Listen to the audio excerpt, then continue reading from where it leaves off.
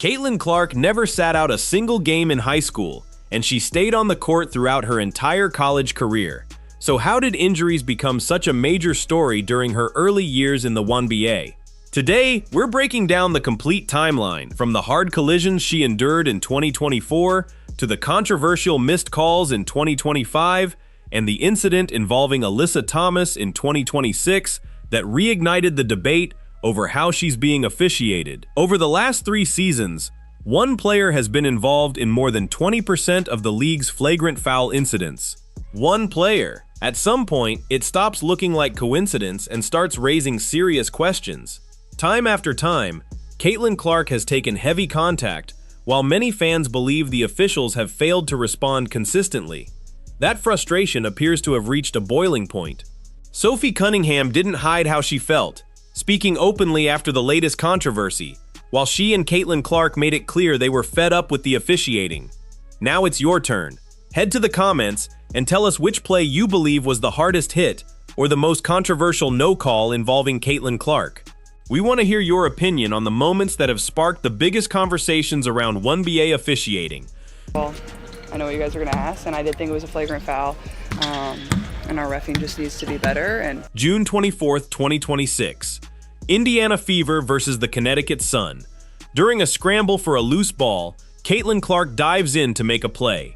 Just after the ball comes free, Alyssa Thomas makes contact, and Clark immediately goes down.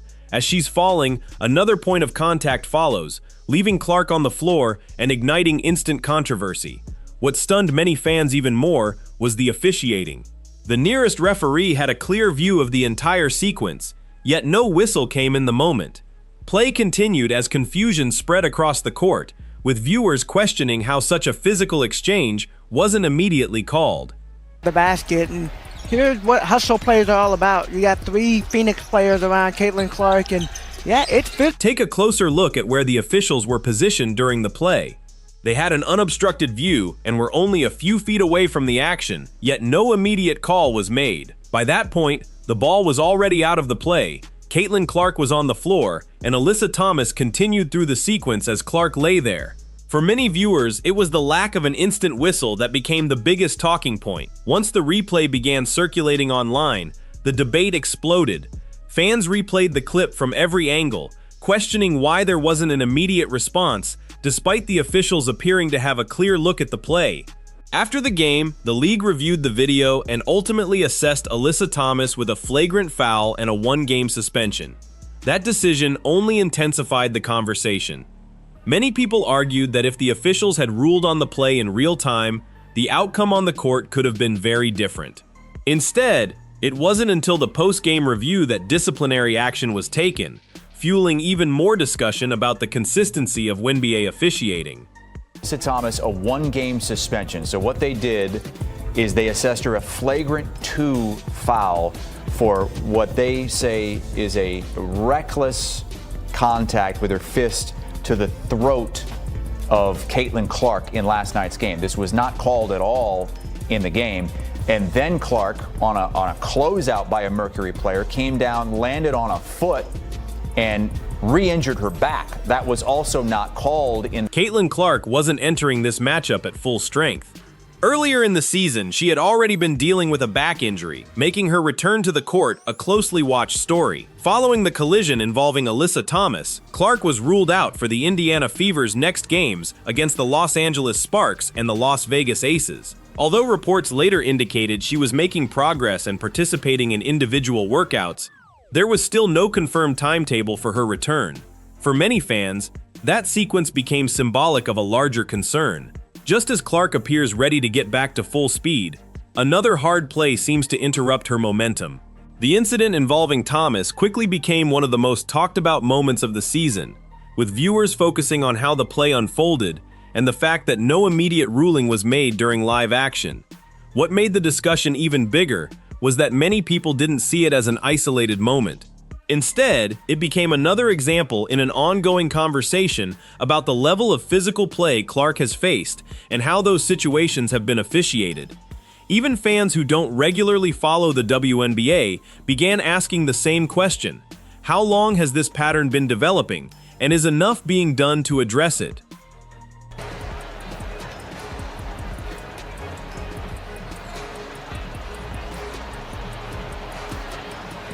got to give landing space when the player comes out. At what point do repeated hard fouls stop feeling like isolated incidents and start raising bigger questions? For many fans, that conversation didn't begin with the Alyssa Thomas play in 2026. They trace it all the way back to Caitlin Clark's rookie season in May 2024, when the physical attention she received first became a major topic of discussion. During one game against the Seattle Storm in May 2024, Clark absorbed multiple blows to the head over the course of the contest, yet none of those moments resulted in a whistle. That game became one of the earliest examples cited by fans who believed the level of contact she was facing wasn't being consistently addressed by the officials. Left, goes around to Gumake, drives baseline, and shot rejected by Izzy McMagor. Second opportunity is up and in by Nalissa Smith. Very entertaining first half about Seattle, and all of a sudden, we're pretty close. This has been as close as it's been all second quarter. Then came June 2024. A controversial off-ball body check from Chennedy Carter quickly became one of the season's biggest talking points, followed by another physical sequence involving Angel Reese that included contact to Caitlin Clark's head. Those back-to-back moments only added to the growing debate surrounding the level of contact Clark was experiencing during her rookie season. Chennedy Carter now with 12 points off the bench. Clark, hammer. Later that same season, another matchup against the Chicago Sky brought more physical moments involving Caitlin Clark, adding yet another chapter to the ongoing discussion about the level of contact she was facing throughout her rookie year. Here's Clark for 29 points, gets tripped up. And then there was the memorable collision involving Alyssa Thomas, another physical play that quickly went viral and became a major talking point among fans, adding even more fuel to the ongoing debate over how Caitlin Clark was being defended. Another look here at the heavy contact. A little bit of a shoulder there. Not a little bit, a lot of a shoulder there for Alyssa Thomas. Yeah, they're not going to look at this. They might. It's got the fans here fired up. Another moment that remains heavily discussed came during the 2024 playoffs, when Dejanai Carrington made contact with Caitlin Clark's face during a play that left Clark with a noticeable black eye. Clark struggled offensively in the first half, missing all 6 of her three-point attempts, while many fans questioned why no foul was called for the contact to her face. As additional replay angles began circulating, the incident quickly became one of the most debated plays of the postseason. Everyone else is seeing this angle. I'm calling her in, and I'm saying to her, I need answers. As the 2025 season unfolded, the conversation around the physicality surrounding Caitlin Clark only grew louder.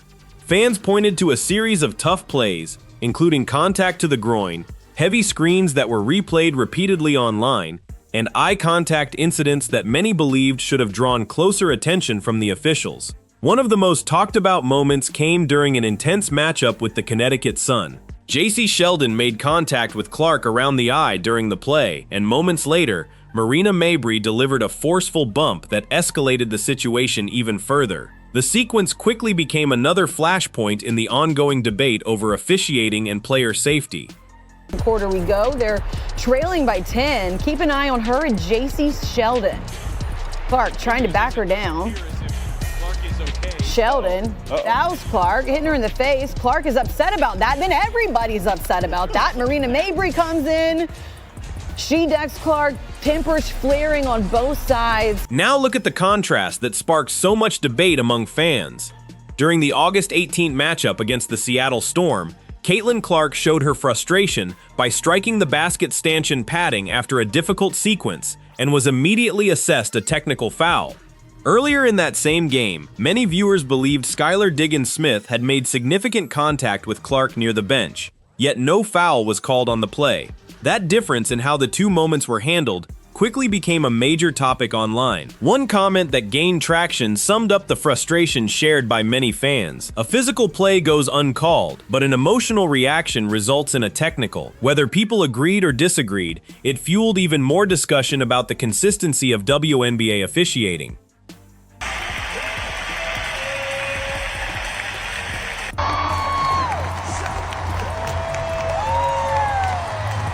If there's one statistic that has fueled this entire debate, it's this.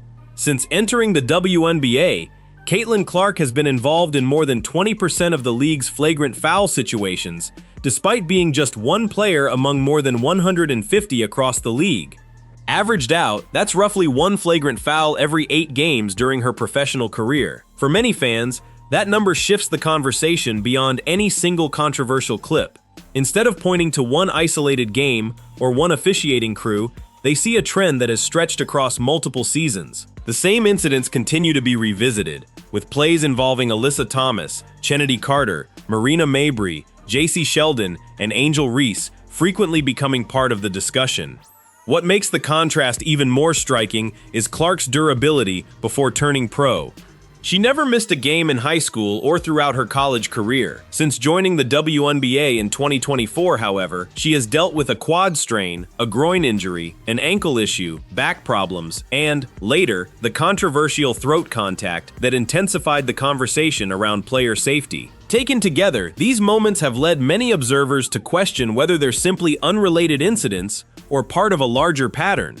The discussion has expanded well beyond the league's fan base, with national commentators and analysts weighing in and debating whether WNBA officiating has been consistent enough in handling physical play involving Clark. Ever notice when Caitlin Clark is the victim, she never plays the role of the victim? She spoke up publicly for the first time since Alyssa Thomas came out publicly and said she's been getting death threats to her and her family, and there has been racial slurs thrown at her. What I want to know, Alyssa Thomas, have you reported this to the police? Have you reported this to the FBI? Because they'll get on it and they'll find who's responsible. After spending 34 years at ESPN, veteran broadcaster Linda Cohn also weighed in on the ongoing conversation surrounding the WNBA. Speaking candidly after her retirement, she argued that inconsistent officiating has played a major role in many of the league's biggest controversies involving Caitlin Clark. Cohn didn't stop there. She went on to raise a question that had already been circulating among many fans and commentators, wondering aloud whether there was something more behind the repeated controversies. Her remarks quickly added another high-profile voice to an already heated debate over WNBA officiating. Bad officiating in the WNBA has led to most of this minutia. Yeah, most of this controversy. All of these controversies. Be better, officials. Is there an agenda here that I don't know about? Speaking of agendas, congratulations for Caitlin Clark. 3 straight years named and voted an All-Star Game starter. That's the great news. 2nd most votes by the fans for Caitlin Clark. The media, 3rd most votes for Caitlin Clark by members of the... That wasn't a reaction from an anonymous social media account or a passionate fan posting online. It came from a respected broadcaster with more than 3 decades of experience in sports media, openly questioning whether factors beyond the court could be influencing how these games are being officiated. Her comments added even more attention to a debate that was already gaining momentum. Players in the WNBA, how do they feel about Caitlin Clark and how she is as a guard? Well, they ranked her 11th best among guards. Her numbers and all the other votes got her in as a starter despite that stupidity by many WNBA players who had a vote. Colin Cowherd approached the discussion from a different perspective, focusing less on the officiating and more on the reaction from around the league. He has argued that Caitlin Clark arrived in the WNBA carrying enormous expectations and was immediately positioned by many as one of the league's biggest stars, a narrative he believes may not have sat well with some established veterans. According to Cowherd, Clark appears to receive a level of physical play and scrutiny that stands out compared with most players on the court. He's also questioned why some within the league seem willing to push back against the player who has helped generate unprecedented attention, television ratings, and revenue for the WNBA. His comments have become another major viewpoint in the broader conversation surrounding Clark's impact on the league. You moved her road games to bigger arenas to accommodate the fans. You were flying the last 6 rows of Southwest Airlines until she made such an impact, you pivoted to private jets. And she's not on the 30-year poster, but Paige Beckers and Angel Reese are. Stephen A. Smith has offered yet another perspective, pushing back against the idea that Caitlin Clark's style of play is the primary reason for the physical treatment she receives. In his view, it's difficult to dismiss the conversation as simply part of the game when the number of flagrant foul incidents involving the same player continues to draw attention season after season. He has repeatedly emphasized that point during his broadcasts. While these prominent voices don't completely agree on why it's happening, they arrive at a similar concern. Linda Cohn has questioned whether there's a broader issue influencing how games are officiated. Colin Cowherd has suggested that resentment toward Clark's rapid rise may play a role. Stephen A. Smith, meanwhile, has argued that the league has a responsibility to better protect one of its most recognizable stars. Their explanations differ, but they all contribute to the same larger conversation: whether WNBA officiating has been consistent enough in handling the physical play surrounding Caitlin Clark. You're not the NBA. You don't have an 11-year, $77 billion contract. You are building the league. You just reached an incredible collective bargaining agreement. You understand they did a great job with that. The league is growing, and it's reaching some of its aspirations, no doubt, but there's still a lot more work to be done. Don't get in the way of the cash cow. You don't sit up there and pave a way for her and don't compete. Nobody's implying that. But you certainly ride that tidal wave of popularity and use it to your advantage to build the game, not compromise and hurt the game by taking her out. Not everyone sees the situation the same way. Some analysts argue that the WNBA has always been a physical league and that the contact Caitlin Clark experiences is simply part of professional basketball. They believe adjusting to that level of intensity is something every player must do. However, critics of that view point to what they believe is inconsistent officiating, arguing that similar plays involving other players often draw immediate whistle. That perceived difference in how certain situations are handled has kept the debate alive throughout Clark's career. Veteran journalist Christine Brennan also weighed in, publicly criticizing WNBA Commissioner Kathy Engelbert for not directly addressing questions surrounding the Alyssa Thomas incident. Brennan argued that the league should confront the controversy head-on rather than avoid it, adding that Clark has shown remarkable restraint despite the amount of attention and scrutiny she's faced. Meanwhile, Dan Dakich, who has been critical of Clark at times in the past, took a different stance on this issue.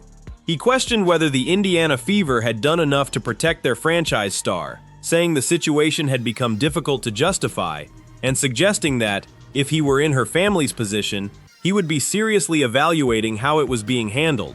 These differing viewpoints have only expanded the conversation, turning it into a league-wide debate over player safety, officiating consistency, and the responsibility teams and the WNBA have toward one of the sport's biggest attractions. The officiating's awful and way too physical. Way too physical. The NBA allows physicality in the finals when the season's at the very end. But they want to keep their players healthy for the regular season and early rounds of the playoffs. Why hurt your content? Adam Silver in the league now. You get to the finals, that's a man's game. Wemby, good luck. WNBA regular season is officiated like UFC. By this point, Linda Cohn, Colin Cowherd, Stephen A. Smith, Christine Brennan, and Dan Dakich had each offered their own perspective. They came from different backgrounds and approached the issue from different angles, yet all of them added to the growing conversation surrounding Caitlin Clark, officiating, and player protection. Eventually, the focus shifted back to the people at the center of it all: Caitlin Clark and Sophie Cunningham. For 9 days after the Alyssa Thomas incident, Clark chose not to speak publicly. Fans watched closely, waiting for any statement, interview, or social media post, but none came.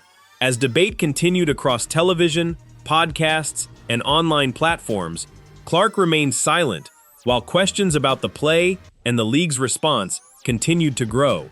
That silence only heightened the anticipation, so when reporters finally had the opportunity to ask Clark about the incident, everyone understood the moment carried extra weight. After more than a week of speculation, all eyes were on her to hear what she would finally say. What resources does the league provide for you guys as players to kind of help you try to filter through some of the hate and negative things that come through on social media? I think that honestly, I don't know what our league does to help with that. If they really do anything, you can put out statements as much as you want. Sophie Cunningham addressed the issue first, and she was direct with her answers.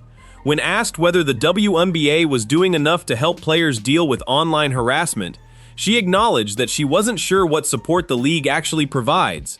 Cunningham then widened the discussion, explaining that professional sports are part of the entertainment industry and that public attention comes with both praise and criticism. It was a characteristically straightforward response that reflected her belief that the issue deserves more attention. When it was Caitlin Clark's turn to speak, she also addressed the controversy openly.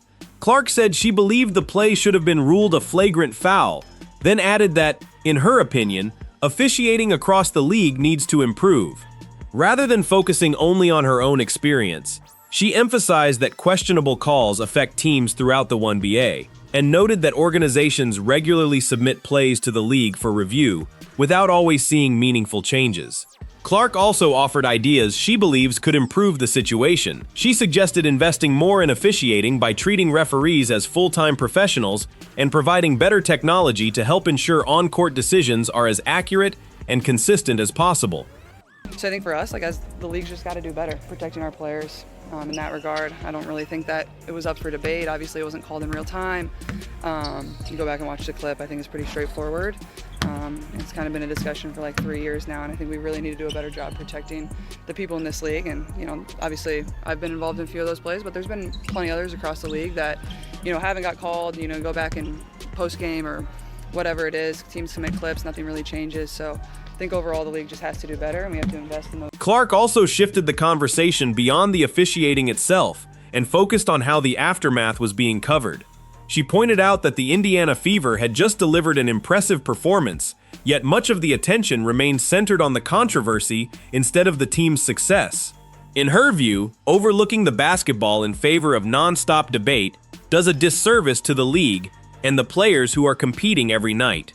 She went on to say that she'd like to see more positivity surrounding the WNBA, explaining that the sport has so much to celebrate and that fans deserve to enjoy those moments as well. Clark also acknowledged that carrying the spotlight at just 24 years old comes with challenges, and admitted that the constant attention can affect her more than people may realize. As for Sophie Cunningham, this wasn't a new role.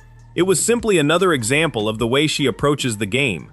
She's built a reputation for standing up for her teammates, stepping into heated moments, and refusing to back down when tensions rise. That mindset has earned the trust of the Fever locker room, where protecting one another is part of the team's identity. Cunningham has consistently shown she's willing to speak up when she believes something needs to be said, especially when it comes to defending one of her teammates. At the end of the day, you're in an entertainment business. That's when mental toughness comes in. If you're going to live by praise, you're going to die by the hate. And so I think that's on the individual person to have mental toughness. Some people can deal with it, some people can't. And I think you can see the ones who can. And unfortunately, there are some who can't. And it's not beneficial to them. But you can't control what other people say or what other people do. All you can do is control yourself, how you treat people. Speak up, and support people who, maybe don't have a voice or don't have the courage to do that. But, it's one of those things. You're in the entertainment business and you have to expect it. At its core, the message from Caitlin Clark and Sophie Cunningham wasn't complicated. They called for more consistent officiating, greater investment in the league's officials, and stronger enforcement when flagrant fouls occur. Their focus wasn't on creating more controversy, it was on improving accountability and making sure the game is officiated as fairly and consistently as possible. That was the moment that resonated with so many people. There were no emotional outbursts or dramatic scenes. Instead, two players calmly expressed their belief that officiating standards need to improve, and their comments immediately became one of the biggest storylines in the league. The bigger question, however, is what comes next. Public debate can dominate headlines for a few days, but lasting change requires more than social media discussions or post-game interviews. Once the attention moves on, will anything actually be different? Clark has already outlined several ideas she believes could help. She has suggested investing in better officiating technology while also treating referees as full-time professionals rather than part-time officials. In her view, those changes could lead to more accurate decisions and greater consistency throughout the season. The argument is ultimately about improving the system itself. Supporters of that approach believe that increased training, stronger accountability, better resources, and modern technology would give officials a better opportunity to make accurate calls during the speed and intensity of WNBA games. Whether the league chooses to adopt those ideas remains one of the biggest questions moving forward. We can get better. We can treat the referees a little bit better. Pay them like they're full-time employees. I think things like that. Many fans have also drawn comparisons to the NBA, where officiating decisions receive a higher level of public scrutiny. The NBA releases last 2-minute reports for close games, evaluates officials internally, and can take disciplinary action when reviews reveal repeated errors. Supporters of change argue that the WNBA does not currently provide the same level of transparency. Caitlin Clark has noted that teams regularly send questionable plays to the league office for review, but she has also expressed frustration that those submissions don't always appear to lead to noticeable improvements. From the perspective of many critics, the biggest issue isn't simply that mistakes happen. It's the lack of visible communication about what changes, if any, follow those reviews. That has shifted attention toward WNBA Commissioner Cathy Engelbert. While the league has stated that plays are reviewed after games, some analysts and fans believe a more transparent approach is needed. They want league leadership to address officiating concerns directly, explain how reviews are handled, and outline concrete steps to improve consistency, rather than allowing each new controversy to restart the same conversation. Obviously, not every, they're humans. Looking at technology, basketball is a little more complex than tennis, for instance, around technology of officiating. So we're looking at a variety of different. The stakes extend beyond headlines and social media debates. Many observers have pointed to the league's television numbers as evidence of Caitlin Clark's impact. During one stretch when Clark was sidelined with an injury, national WNBA viewership reportedly fell from more than 1.8 million viewers to around 847,000. Whether viewed as a coincidence or not, the numbers sparked a broader conversation about just how much attention she brings to the league. Clark's absence affects more than television audiences. She has become one of the WNBA's biggest attractions, helping fill arenas, generate national interest, and introduce new fans to the sport. While the Indiana Fever have shown they can remain competitive without her, even the deepest roster can't fully replace the attention and excitement that one of the league's most recognizable stars generates. That's why so many people believe improving officiating is about more than individual calls. Supporters argue that investing in better officiating, increased accountability, and greater consistency benefits the league as a whole by helping protect its players and preserving the quality of the product on the court. Looking back at everything that's been discussed, from the controversial collisions and physical plays to the debates over missed calls, the reactions from national media personalities, and Clark's own suggestions for improving officiating, the conversation has grown far beyond a single game. It has become one of the biggest ongoing storylines surrounding the WNBA. Through it all, Clark has continued to compete, support her teammates, and keep her focus on basketball despite the constant spotlight. Regardless of where fans stand on the debate, one thing is clear. Many people want to see the league continue improving while allowing its biggest stars to stay healthy and perform at their best. Now we want to hear from you. Which moment do you think sparked the biggest controversy involving Caitlin Clark? Was there a play you believe should have been called differently? Share your thoughts in the comments below. If you enjoyed this breakdown, be sure to like the video, subscribe to the channel, and turn on notifications so you never miss the latest WNBA news, analysis, and top stories. Thanks for watching, and we'll see you in the next video.